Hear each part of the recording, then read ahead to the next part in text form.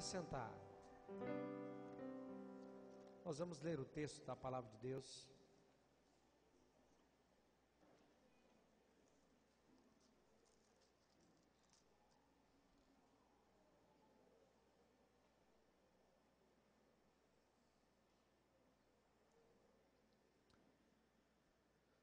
Atos capítulo 1. A palavra de Deus diz assim, Atos capítulo 1.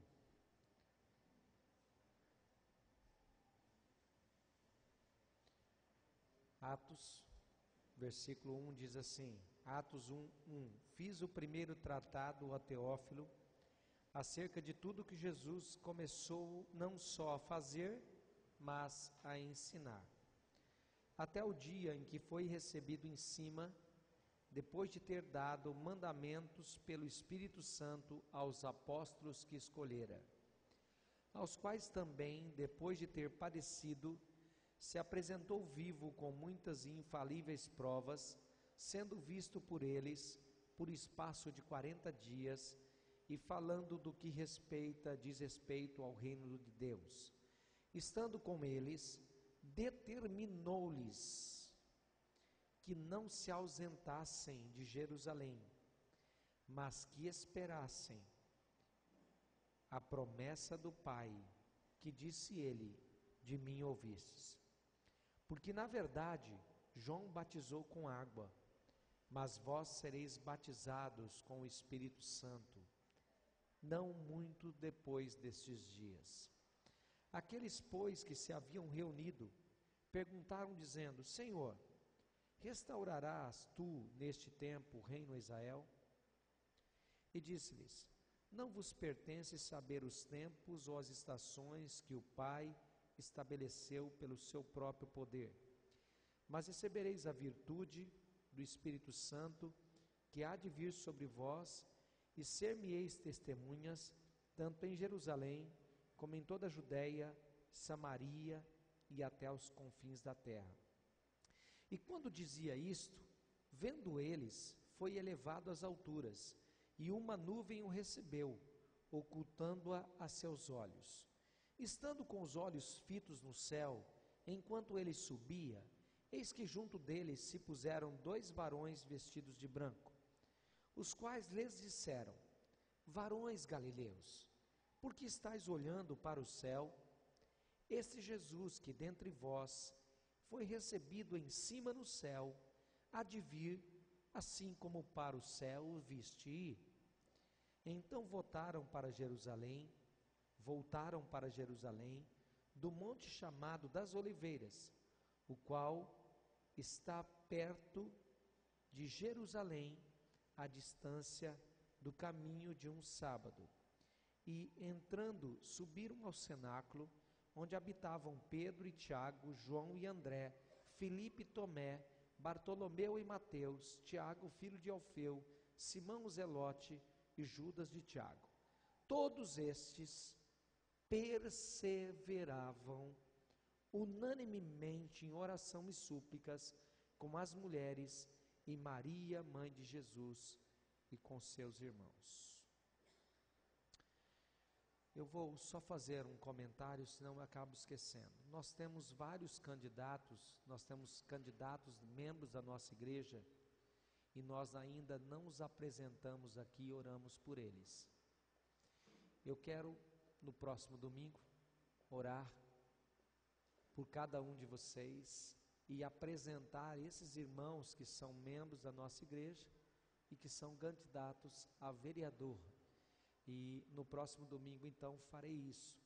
Os irmãos que a gente vai estar abençoando. Vocês estejam orando por eles, eles estão aí numa empreitada também, e nós precisamos de gente de Deus na Câmara Municipal, tá? Então, domingo que vem eu vou apresentar cada um e orar com cada um de vocês, tá ok? Atos capítulo 1. Queridos, nós hoje começamos a 4ª semana da campanha, a campanha dos 40 dias de jejum e oração. E a palavra de hoje é quais impedimentos para o verdadeiro avivamento? Quais os impedimentos? Irmãos, eu preciso primeiro contar essa história aqui para você entender.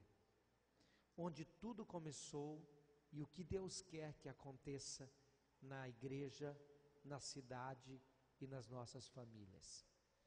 A palavra de Deus diz que Jesus ele percorreu a terra durante 40 dias depois da sua ressurreição. E nesses 40 dias que ele percorreu a terra, ele apareceu mais ou menos para 500 pessoas. Ele apareceu a todos os discípulos e para cada um deles ele deu uma ordem. Para todos eles ele deu a mesma ordem. A ordem era: ide e fazei discípulos de todas as nações, batizando-as em nome do Pai, do Filho e do Espírito Santo. Veja só, ele não disse assim: ide e sejam engenheiros, ide e sejam pilotos, ide e sejam construtores. Ele disse: ide e fazei discípulos de todas as nações. Por quê? Porque o engenheiro pode fazer discípulo, o piloto pode fazer discípulo, o construtor pode fazer discípulo. A incumbência que ele deixou sobre a minha vida e a sua vida é que, ainda que nossos pés estejam na terra, e nós aqui caminhamos na terra, nós precisamos trabalhar, nós precisamos ter nossa profissão, nós precisamos cuidar bem da nossa casa, nós precisamos ter sonhos, nós precisamos ter planos, nós precisamos ter projetos, mas Ele nos ensinou a ter um projeto que está além dos projetos da terra, está além das coisas que eu tenho na terra. E eu quero que você entenda isso, porque muitos de nós estamos vivendo com os pés na terra e a cabeça na terra. O cristão é aquele que caminha com os pés na terra, mas com a cabeça no céu. Amém?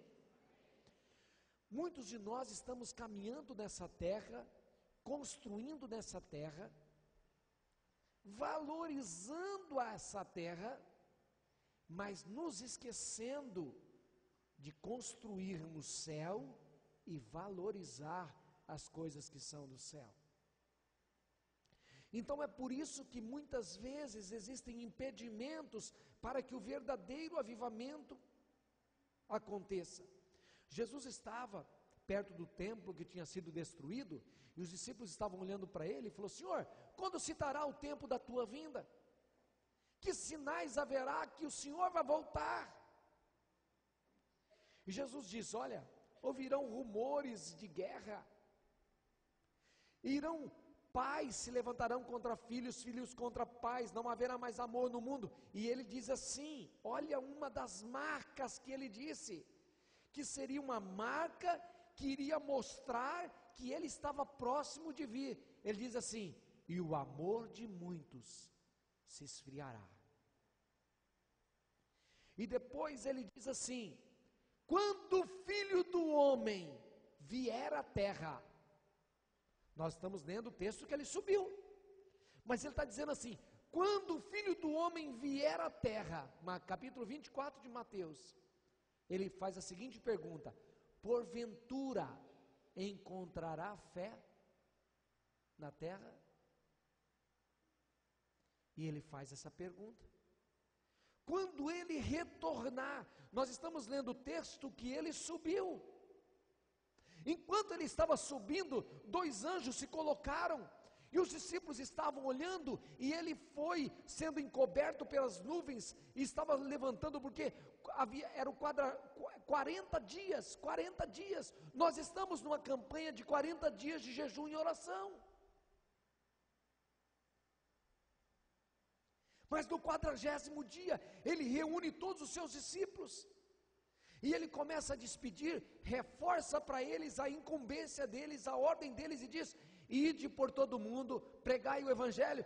E aí os discípulos falaram: mas peraí, como é que eu vou fazer isso sem o senhor está indo embora.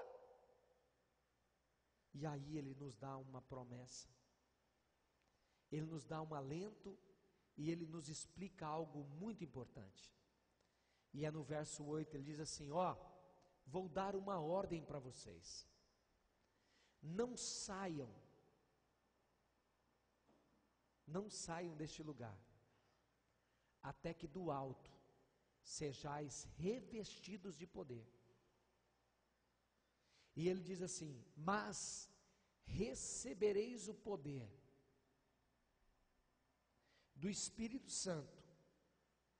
É aqui, irmãos, que nós precisamos entender, porque muitas vezes nós achamos que poder é para que os dons sobrenaturais aconteçam. Não é para isso, porque os dons já são da igreja, é para exercício na igreja. Dons não é para demonstrar poder, que você é cheio do Espírito Santo. Muitas vezes nós achamos que o poder é para a gente mostrar que nós somos os supremos, os maiorais, os melhores. Não.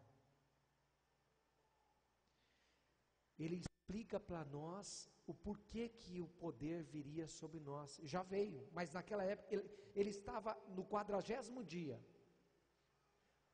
Quando passou 10 dias, que deu 50 dias, eles estavam reunidos num lugar, eram 120 pessoas, e aí o Espírito Santo veio sobre todos, tomou a todos, foram repartidos como línguas como de fogo, que é a palavra que eu vou pregar no último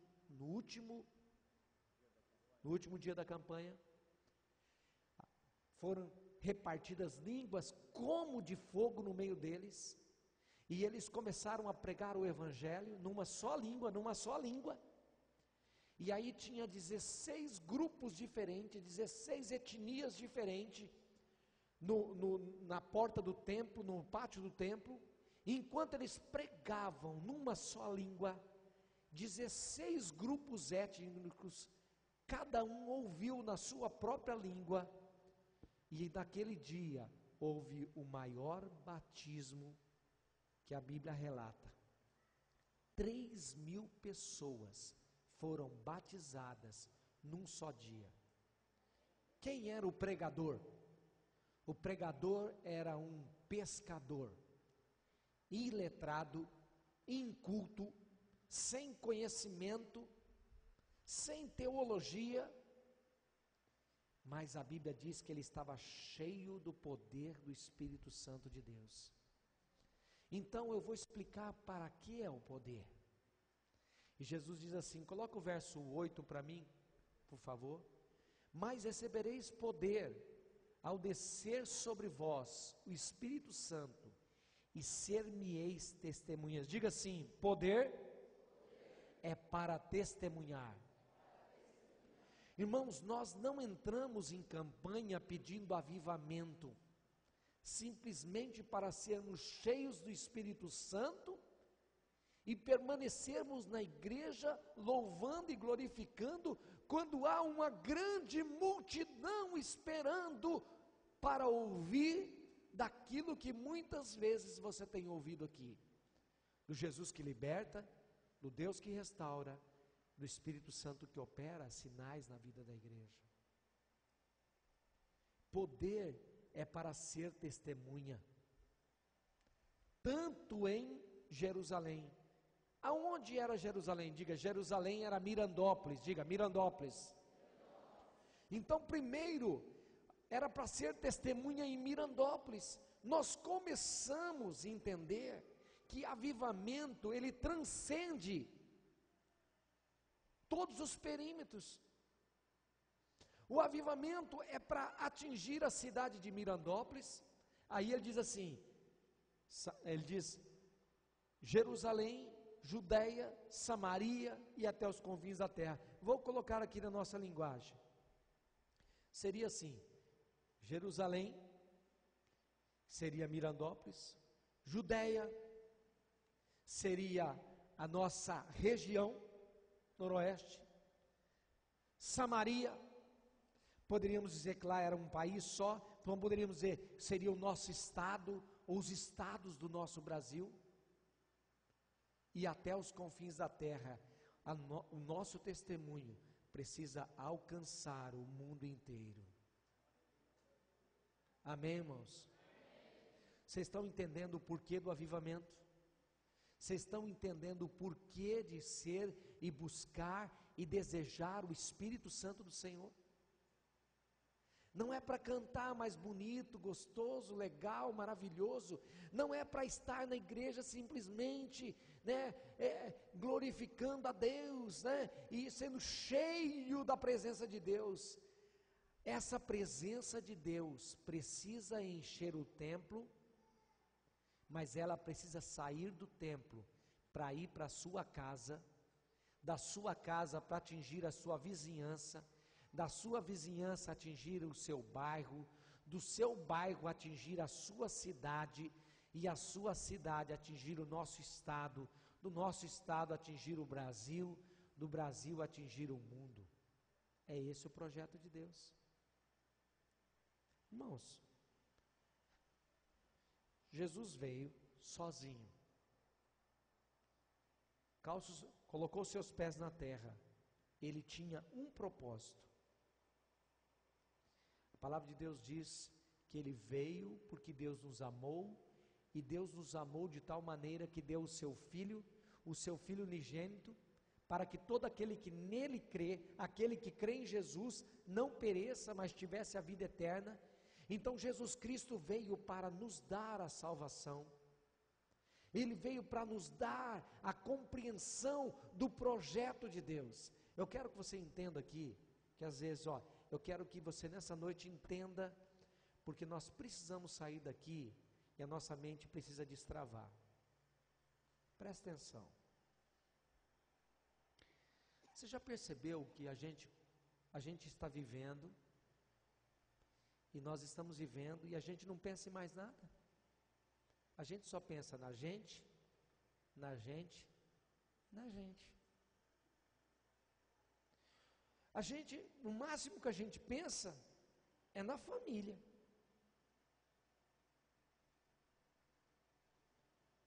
Jesus Cristo veio, ele pensou em todos, e ele nos ensinou a pensar em todos.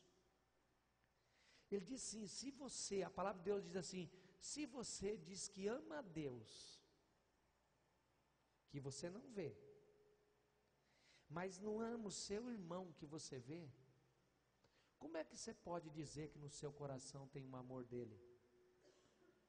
Se você não ama o irmão, que é a imagem e semelhança dele, e diz que ama ele que você não vê? Então eu queria que você nessa noite entendesse que a nossa vida, irmãos, nós estamos nos envolvendo num casulo. A nossa mente precisa ser nessa noite, ela precisa ser expandida. Nós precisamos entender qual é o projeto de Deus. Presta atenção. Você acha que a sua vida se resume a só essa vida que você está tendo? Você acha que Deus te projetou exclusivamente para esse estilo de vida que você está tendo? Ou Deus pensou em algo mais para você? Aí eu quero que você responda de outra forma.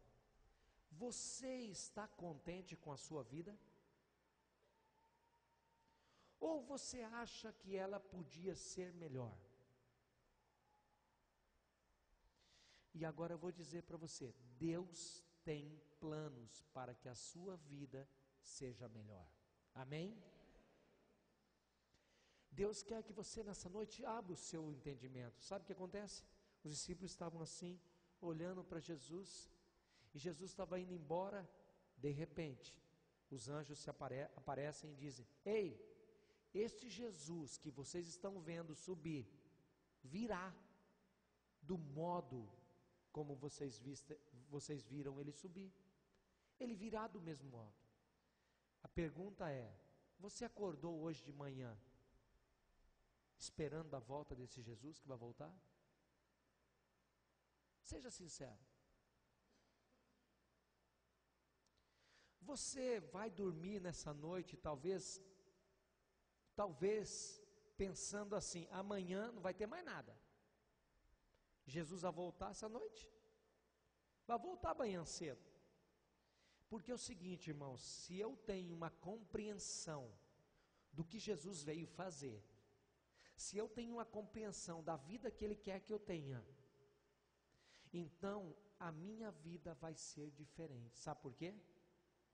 Porque Ele vai voltar. E de repente tudo que eu estou fazendo vai parar. Existem duas coisas que podem parar a sua vida: a morte ou a volta de Jesus. E todos nós estamos sujeitos à morte, e alguns de nós vamos ver Jesus voltar. E a pergunta é: a minha vida realmente é a vida que Ele projetou para mim? Ou é a vida que eu escolhi para mim? Isso é muito sério. Irmãos, qual é o meu papel aqui? Meu papel é fazer você pensar. Meu papel é que você saia daqui e vá para casa pensando. Porque se você pensar assim, amanhã você vai viver melhor. Você vai acordar cedo, você vai dar um beijo na esposa. Você vai falar: opa, legal. Que bom, nós temos mais um dia. Eu posso dar um beijo em você hoje, porque nós temos mais um dia.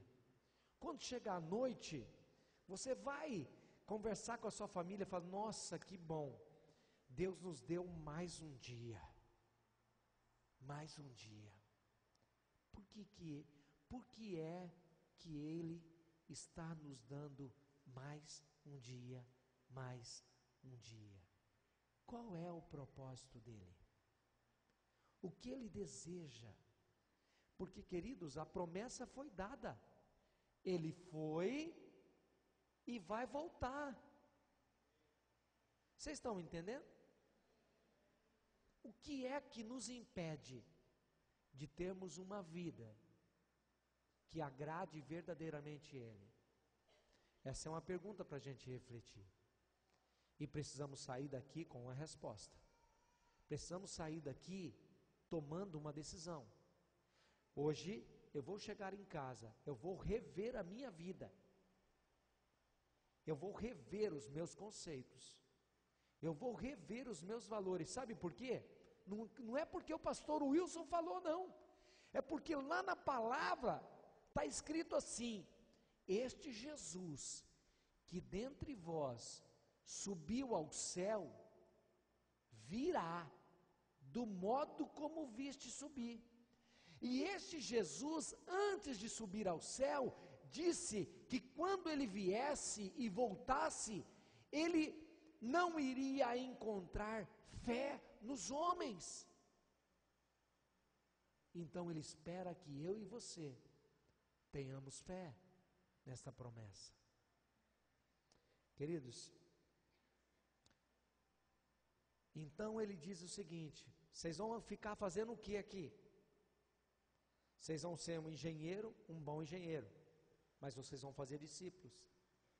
Vocês vão ser um piloto, um bom piloto, mas vocês vão fazer discípulo.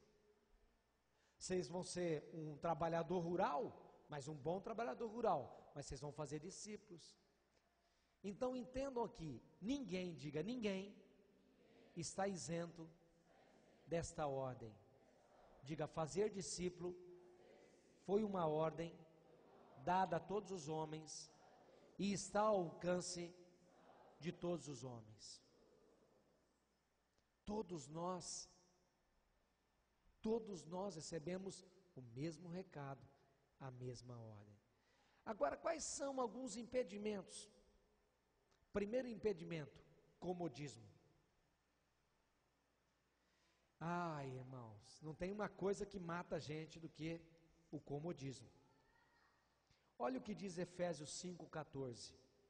Vai colocar um texto ali, está dizendo assim: por isso é que foi dito: desperta, ó tu que dormes, levanta-te de entre os mortos, e Cristo te iluminará. Deus deseja nessa noite tirar você do comodismo, levantar você, abrir seus olhos, reanimar seu coração, porque muitas vezes nós somos vivos mortos. Estamos vivos, mas estamos vivendo como se estivéssemos mortos. Então vem uma palavra do céu dizendo: olha lá, desperta tu que dormes, levanta-te de entre os mortos e Cristo te iluminará. Aquela morte não é a morte física, aquela morte é a morte pelo comodismo, é a morte pela preguiça, é a morte pela apatia, é a morte pela falta de amor, é a morte que vai nos paralisando. Não tem uma coisa pior que paralisa o Filho de Deus, que paralisa a igreja de Deus, do que o comodismo. Ou quando nós estamos contentes com aquilo que temos, ou com aquilo que recebemos, ou com aquilo que conquistamos, ou quando nós já abrimos mão e não queremos saber mais de lutar. Então nós precisamos vencer o comodismo. Nós precisamos ser levantados, ressuscitados nessa apatia.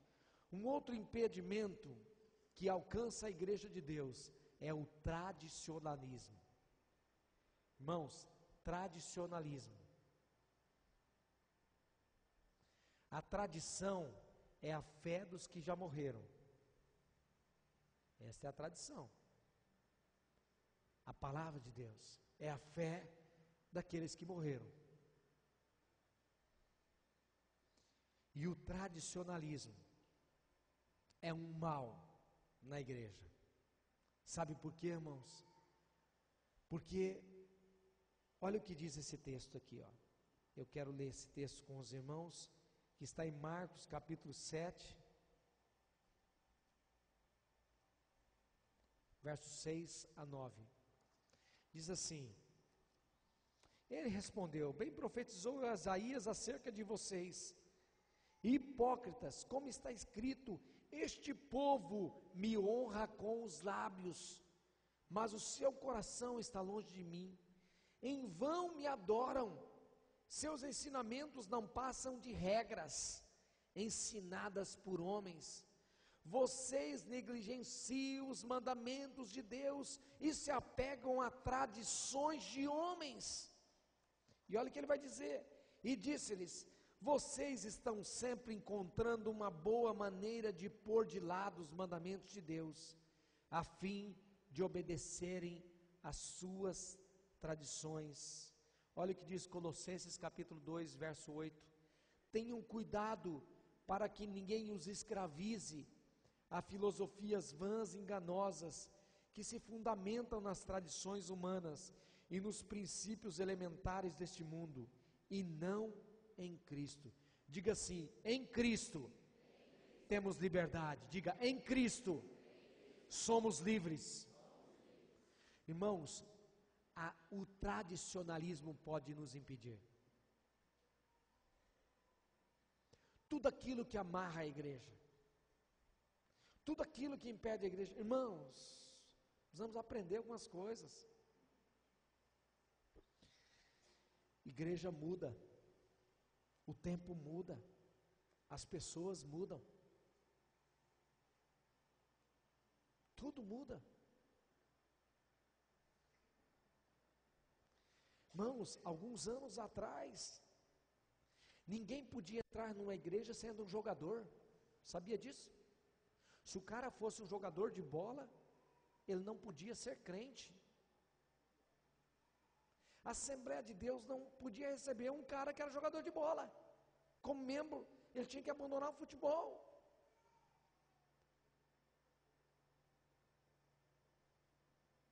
E aí nós vamos colocando regras, nós vamos engessando a igreja de Deus, impedindo a igreja de Deus. E às vezes nós vamos criando leis baseadas em culturas, em tradições. Porque o meu pai era assim, minha mãe era assim, meu pai cultuava. Tem gente que chega assim: pastor, já não se faz mais pastores como antigamente. É claro que não, querido, porque eu não sou pastor de 1950, eu sou pastor de 2016. Entendeu? Pastor, mas o pastor lá vinha de terno, de gravata, e ficava cozido dentro do culto, pegando fogo, saía todo molhado de suor. Para quê? Porque nós pegamos uma ideia de que pastor tem que estar de terno e gravata, quando num país tropical desse aqui, meu Deus do céu, 40 graus. Por quê? Porque recebemos uma cultura americanizada, porque lá onde é frio, lá na Europa, eles todos de terno, e nós tínhamos que colocar ternos e cultuar e pregar de terno. E se eu colocava, se visse o pastor de bermuda na rua, irmãos, coisas que vão nos prendendo,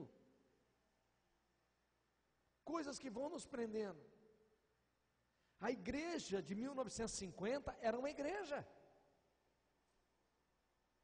a igreja de 2016 é outra igreja, nem ar-condicionado tinha naquela época, esquentou demais, agora o negócio está precisando de ar-condicionado, e a gente vai aprendendo a conviver uns com os outros, mas não vamos criando gessos e engessando a igreja. Precisamos ter liberdade de servir a Deus. Agora, essa liberdade não pode ser transformada em libertinagem. Todas as coisas me são lícitas, mas nem todas as coisas me convêm. Todas as coisas me são lícitas, mas não me deixarei dominar por nenhuma delas. Então, queridos, olha só, todos temos nossas tradições, de uma forma ou de outra nos apegamos àquilo que nos foi ensinado desde crianças, e acabamos criando nossas tradições em muitas áreas. Irmãos, passamos uma vida inteira, a primeira igreja batista em Mirandópolis, eu vou contar nossa história, irmão, nunca passou de 100 membros, pastor, mas hoje tem um monte de gente, e Jesus fazia o quê? Jesus andava no meio de gente, pregava para a gente,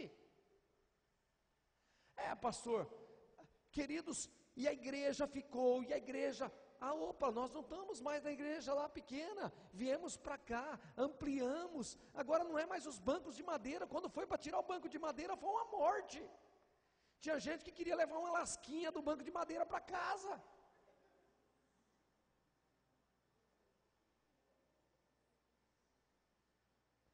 Igual aquele pessoal, que era uma lasquinha da cruz de Cristo para levar. Irmãos, misericórdia.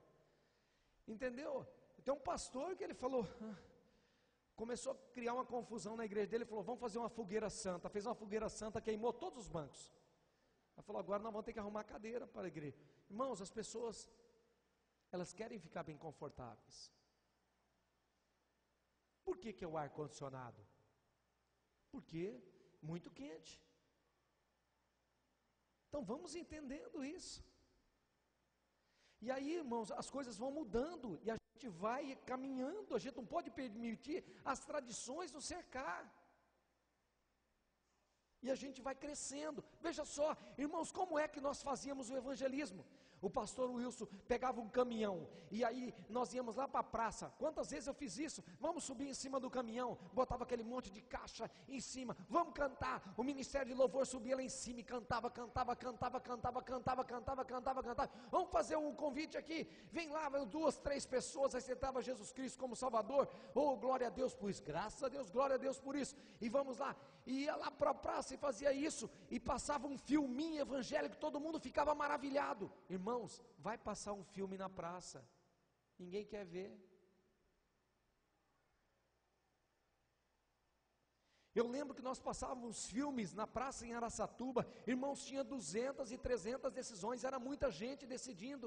Hoje a gente fizer isso, nós não ganhamos pessoas, porque elas têm televisão em casa, tem smart na televisão, tem Netflix, elas têm internet, elas têm, olha só o telão da igreja. Vamos caminhando, vamos crescendo, vamos amadurecendo, nossa mente vai crescendo. A gente não consegue fazer isso mais. E aí, Deus nos deu a estratégia das células. Você pode glorificar Deus por isso? Nunca batizamos tanta gente. Chegamos a batizar no ano 112 pessoas. Sabe quantos anos eu demorei para batizar 112 pessoas lá na igreja com aquela mentalidade da gente? Sabe quanto? 10 anos. Sabe quantas dessas 120 pessoas permaneceram na igreja?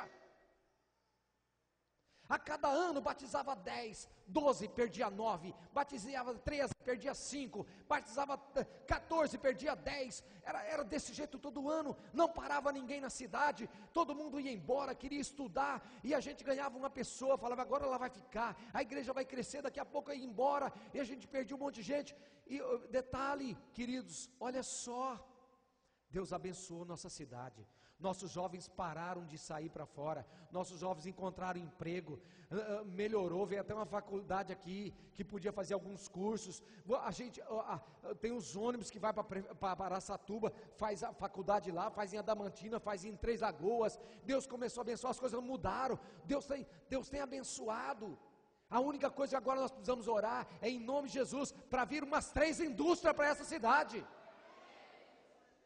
porque eu não quero ganhar pessoas para Jesus e mandá-las para fora agora, eu quero treinar elas e depois mandar elas, porque elas vão ganhar multidões para Jesus. Sabe qual é a alegria do nosso coração, irmãos? É saber que uma pessoa está sendo usada por Deus lá na China, aonde Deus vai levar. Aí que eu quero perguntar para você, qual é o seu coração? Como é que está o seu coração? Você está vivendo tudo que Deus tem para você? Você está quem? Qual é o desejo do seu coração? O projeto que Deus tem para a sua vida, é o projeto que você está vivendo ou não? Está entendendo a pergunta? E aí Deus nos deu as células, aí nós inserimos todo mundo na célula, o pessoal na célula e vai para a célula. É claro, irmãos, deixa eu dizer, não tem líderes perfeitos, líderes erram.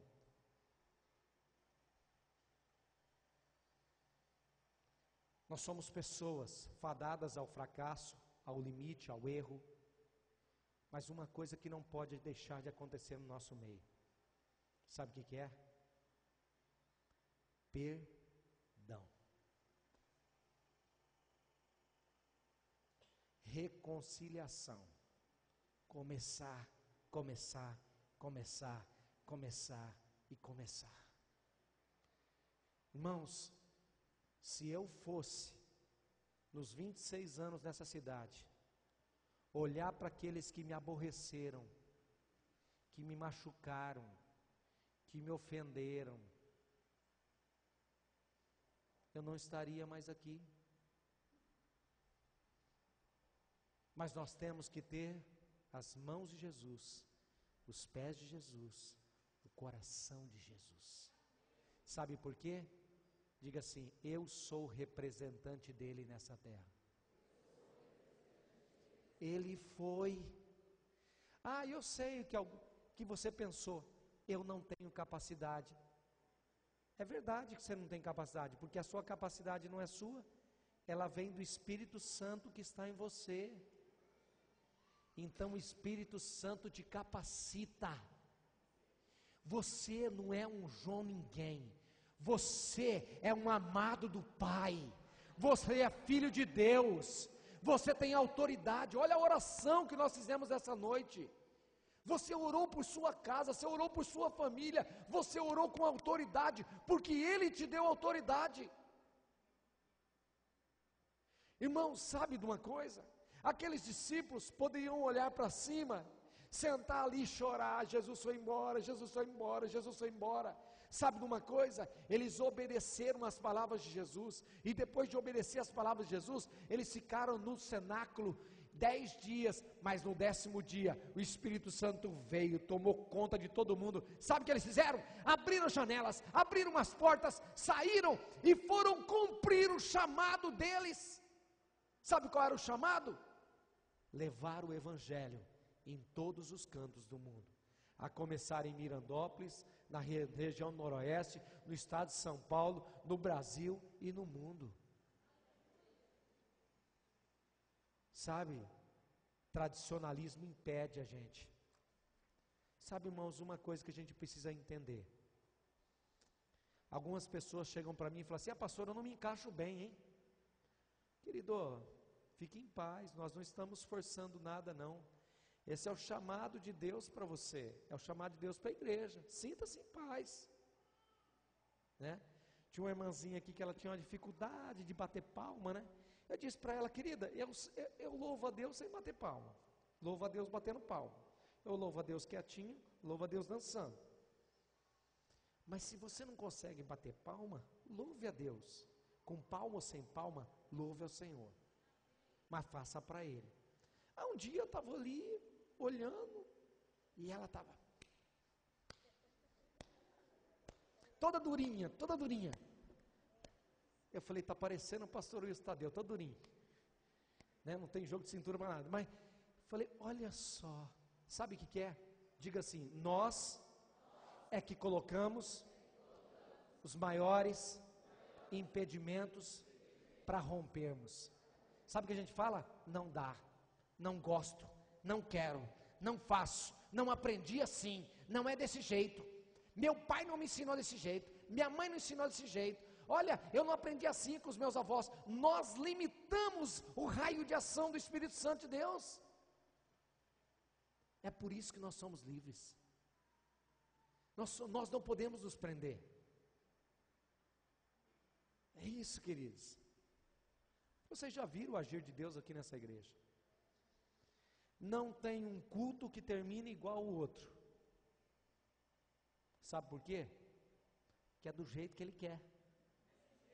Não é do jeito que eu quero, é do jeito que Ele quer. Vou chamar o ministério de louvor.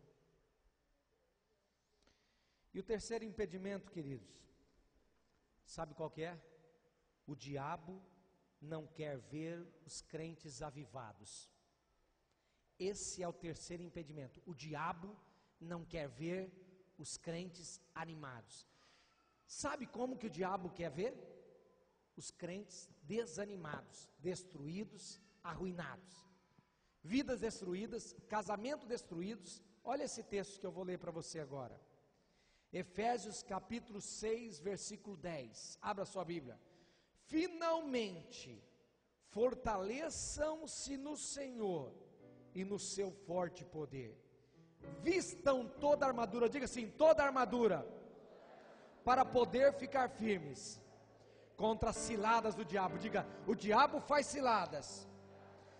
Diga assim: a luta nossa não é contra seres humanos, não é contra a carne, não é contra o sangue, mas contra os poderes, autoridades, contra os dominadores deste mundo de trevas, contra as forças espirituais do mal nas regiões celestiais. Deixa eu explicar isso aqui. Sabe, querido, você está enfrentando alguma dificuldade na sua casa? Problema não é teu marido. Ei, mulher, problema não é teu marido. Ei, homem, o problema não é tua mulher. O problema não é teu filho. Sabe o que o diabo faz com a gente? O que fez com Adão e Eva. Quando Eva, Deus falou para ela: por que comeste do fruto? Ela disse: perguntou para Adão, na primeira Deus perguntou para Adão: por que você comeu do fruto? Adão disse: a mulher que tu me deste. Aí a mulher estava assim na fila: por que você fez isso? Ela disse: a serpente. Aí quando chegou, e a serpente? A serpente olhou para trás, não tinha mais ninguém, ficou tudo com ela. Sabe o que o diabo faz para a gente? Acusar uns aos outros.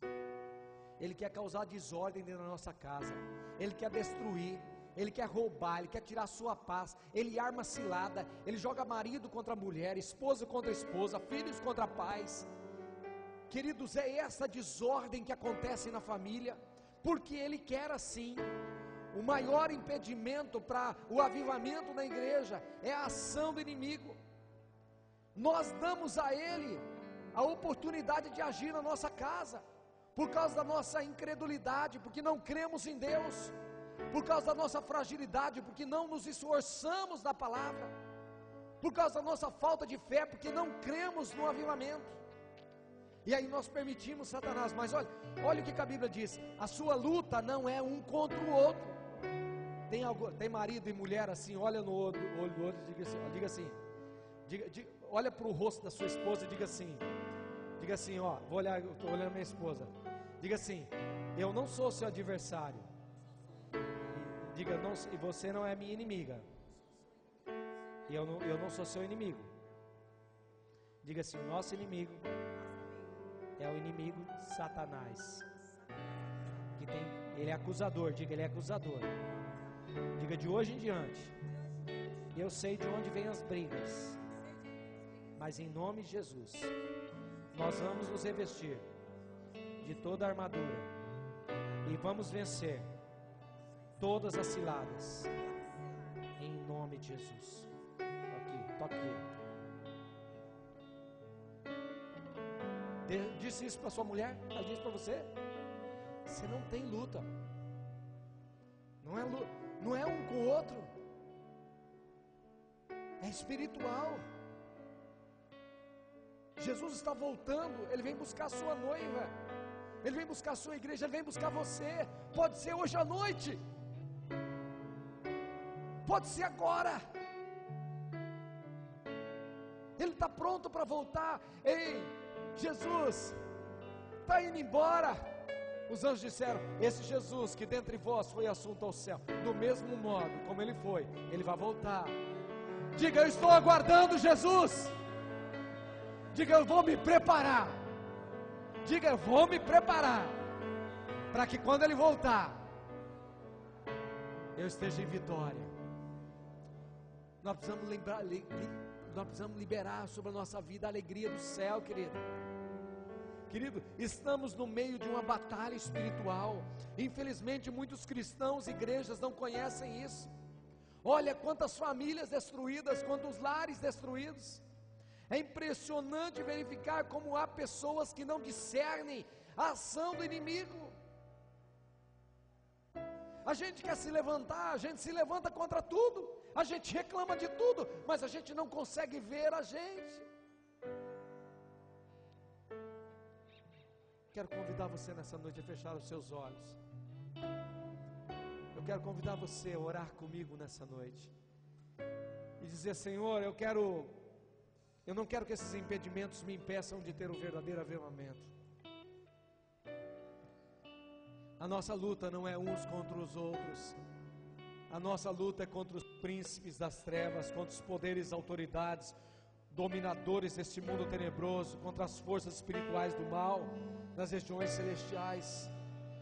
E a Bíblia diz assim: mantenham-se firmes, cingindo-se com o cinto da verdade, vestindo a couraça da justiça, tendo os pés calçados com a prontidão do evangelho da paz. Usem o escudo da fé, com o qual vocês poderão apagar todas as setas inflamadas do maligno. Usem o capacete da salvação e a espada do Espírito, que é a palavra de Deus. Orem no Espírito em todas as ocasiões, com toda oração e súplica. Tendo isso em sua mente, estejam atentos e perseverem na oração por todos os santos. A vida cristã é uma vida de mudança. Deus quer promover uma mudança na sua vida nessa noite. Então quero convidar você para a gente terminar esse culto na presença dEle. Fique de pé, querido, em nome de Jesus.